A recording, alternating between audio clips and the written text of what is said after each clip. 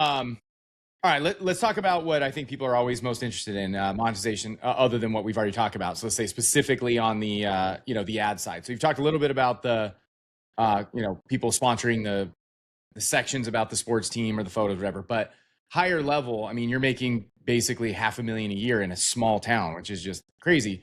Um, how are you doing this? Like, as far as getting advertisers, what's the process?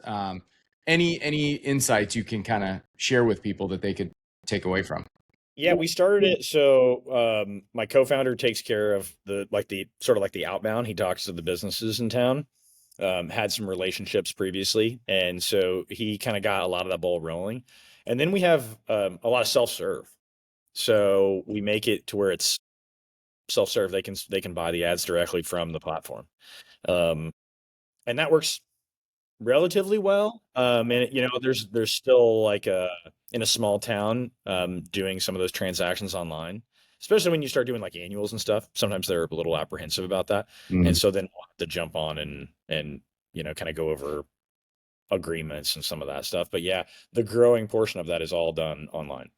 Um, the other thing that we revenue wise, I mentioned that we're the paper of record, which is a legal statute. So you're And getting paid by the city for that or something, or Well, so the way that it kind of works is like in Kansas and I think in most states, historically there was a paper of record, and when you had legal notices, you had to have something in there, right? yeah, you'd have to pay to get it Hmm. put into the newspaper. And so now what's silly is that a lot of those it still has to be printed. Hmm. And so this was actually it was sort of a side quest was to see if we could become the paper. And because we figured out like the newspaper had been bought by, I don't even remember, one of those, conglomerates. And there's like no staff in the town anymore. And so they print it. Most of like 90% of the stories are from, they have nothing to do with the community itself. And so we were like, hey, I wonder if we could just start printing what we're doing. And then we can then, we read the statute and it was okay, we would have to follow X, Y, and Z in order to pull this off, but we're printing it in the county and they aren't. And so this should trigger at least a review of this. Hmm. And it did immediately because they were paying um like I think at the time the county itself was paying because the biggest revenue driver of that it was like delinquent property taxes because it's like pretty long.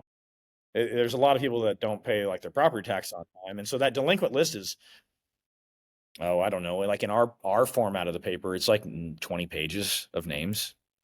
Okay. And so but they used to pay like the Saline County used to pay the newspaper about 200, about a quarter of $1 million a year. And so once it was triggered, then it opened it to bids, and we just lowballed. Hey, wait, let's just lowball it and we'll see if we can get it. And sure enough, we got it. Now we don't make, I wish we had the same pricing structure that the old newspaper had. Um, but we got it moved over to us and it's worked really well and it drove revenue for us as like another, there's cost involved in printing those extra pages, but, Hmm. overall it's been really good for us. And we also get to hang the mantle of like, hey, we're the You're paper. exactly the brand value of that is, yeah, that's super interesting. I mean, again, I don't know how, unfortunately for most people in probably bigger cities, that may not be as viable, but if you're in a smaller town, it probably is. Yeah, I think there's actually a lot of opportunity now. There's a lot of communities and municipalities that have moved to Digital. there's wiggle out. Well, and a lot of there's loopholes in it to where they can move it over to their own like county website, and that kind of came from a lot of these newspapers dying, frankly. Which Hmm. I think eventually there's legislation in some states that is trying to push that back to third parties. Hmm. Rightfully so, because yeah, if you have important information like how nobody's going to the city Hmm. website, Hmm. then They're so you bad. need. Yeah. Yeah, and it's like, okay, we're gonna like there's notices that they have to put out to the public and about certain things like Yeah, and they budget have hearing. incentive Yeah, not to. Yeah. yeah. Do they They don't want want a you to bunch know. of people to show up to the budget hearing? No, Yeah. they do not. Yeah. Yeah. Um, like the budget hearings that were in Salina this year, we were putting up stories about all this stuff and the notices, and it was like the attendance at the last one was pretty dramatic. It was pretty crazy how many people were there. It's because you guys were putting the information out, getting Yeah, people because basically nobody riled even up because nobody knows unless people like you or local media companies are putting it out there. yes. Yeah. So I think that there's, if some of those things happen, which I think they should. Now, I don't know that printing it, that isn't necessarily very smart.